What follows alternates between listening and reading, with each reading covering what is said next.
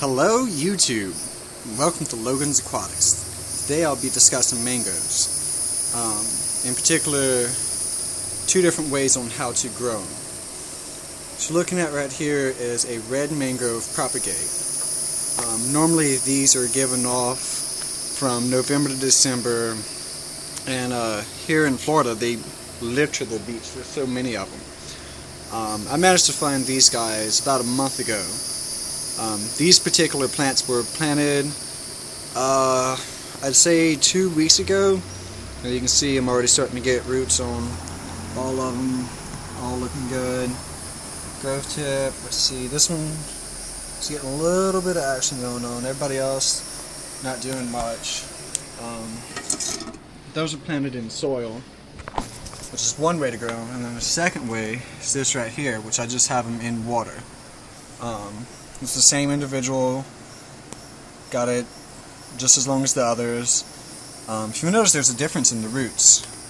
The ones planted in soil are white roots, and once they develop more, they'll get very fibrous and like spiderwebby, whereas the ones in water, they're this pinkish red, and they're going to stay a lot bigger and not get as fibery and spiderwebbish. But this one's doing great. It's about to send off new leaf, and then same thing with this one. He's starting to do really good roots.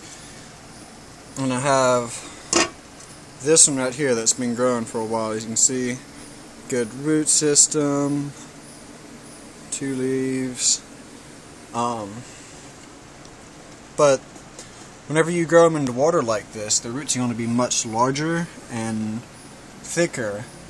And if you continue to develop them like this, once you reach a certain point where you're happy with the way they look, you can actually let the roots start going down into soil. And what this will do is create the whole prop root system that you always see in like the Florida Keys with all the aerial props everywhere. So that's what these 3 plants are going to do. The others are going to just be straight tree coming out the ground. They're going to grow like most other trees would. And I actually have them just in a potting soil mix you can buy at Home Depot, Lowe's, wherever. I particularly looked for one that is moisture retaining, because if you don't get something like that, you'll have to be watering it every day.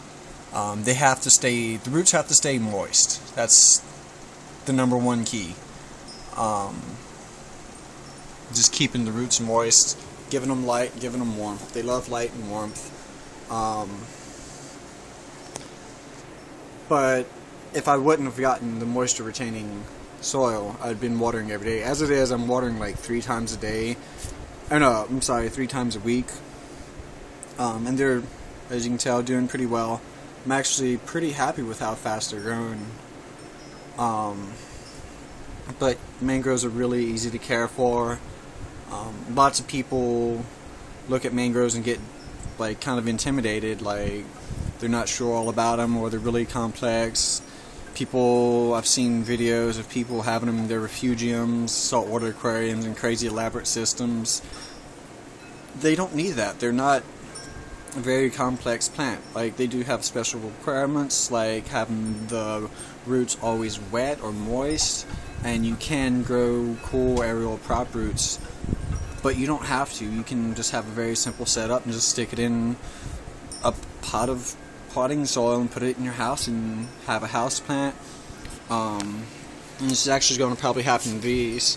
They're not going to be particularly house plants because I live here in Florida, so they don't need to be house plants. I can leave them outside. Of course, if a freeze comes along, they will have to come in, but it freezes here very rarely. And these 3 individuals will be going into a display tank, hopefully, where I'll showcase their prop roots. That'll probably be sometime next year. Mangroves are kind of slow growing. Losing leaves is a big deal because it takes a lot for those plants to get those leaves. A couple of care tips. These guys are in fresh water, so I don't have to worry about that. But in saltwater or brackish water, you grow them in there, they actually grow best in brackish water from what I understand. I've only grown them in fresh water, and actually I lie, I've grown them in brackish water, but that wasn't a very good sample that I used. But the majority of my experience has been in fresh water, and they do just fine. But if you were to grow them in salt or brackish water, you just want to make sure to go at least 3-4 times a week and spray down the trees and wipe underneath the leaves to take off any of the salt residue on it. And it's always very beneficial to keep up the magnesium levels with these guys, because they use magnesium to extract the salt from their bodies. Their bodies. So they use up a lot of magnesium.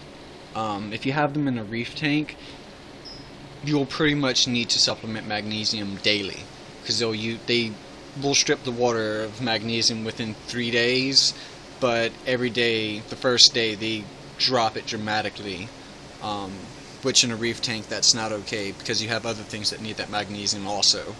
So that's kind of why I grow them in fresh water. It's just because it's like one step less. I don't have to worry about magnesium, and I don't have to worry about wiping the underside of their leaves. Like, this guy, perfectly fine, nice and healthy. I literally never touch them. But yeah, that's what I have going on. Any comments or questions, hit me up. I don't actually see many people playing with mangroves, and they're an awesome, amazing plant, and really should be incorporated in much more aquariums. And I hope this gives you a few ideas and kind of gets you excited about this and want to put this in your aquariums or even as a house plant. They're very amazing. Hope you guys enjoyed. I'll see you for next videos.